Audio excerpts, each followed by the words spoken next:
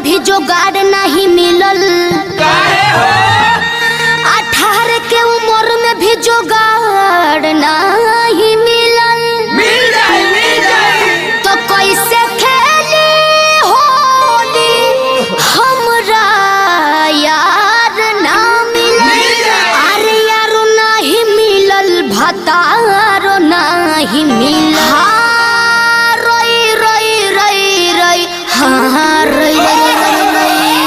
तो हर गरम जिलेबी हुस्न के गजबे पेटी बा। आधा देख दिल भइल फिदा जानोट तो हर चॉकलेटी बा।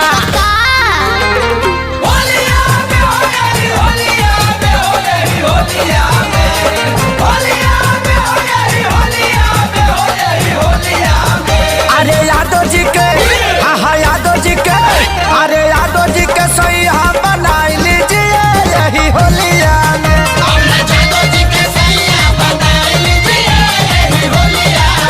जितना मन करे रंग डालवाई लीजिए अपना चोलिया में।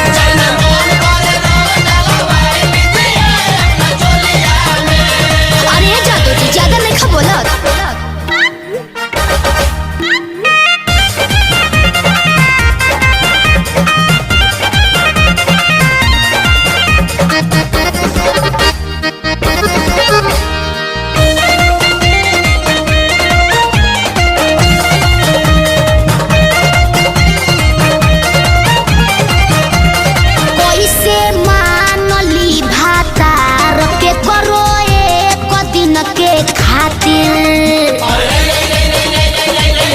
ना चुप रहो बोलो।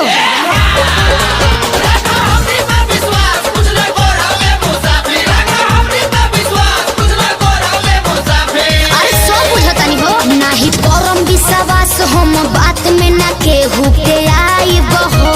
डिमांड रही जान सब हम मिल के हम तो हर पुराई हो। अच्छा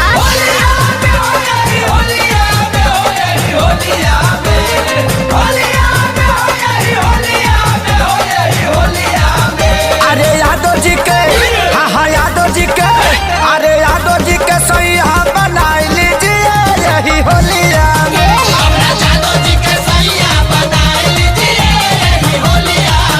जितना मन करे रंग डालवाई लीजिए अपना चोलिया में।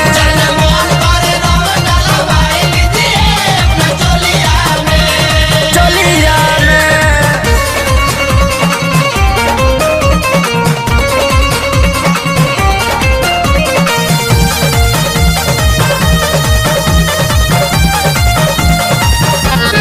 सुन चंदन यदुवंशी पीछा पड़ गहिल हो। अरे दूर रहो। अरे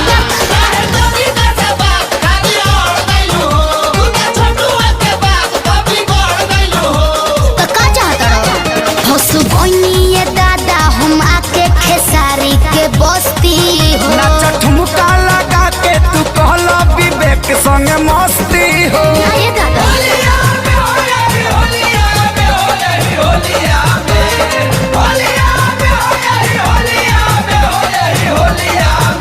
अरे यादव जी के हाँ यादव जी के, अरे यादव जी के सही हाँ बनाई लीजिए यही होलिया में।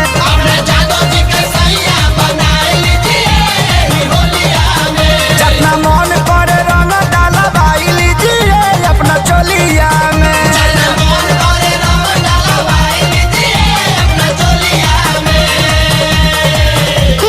जाए जादू जी नाच के रख देला।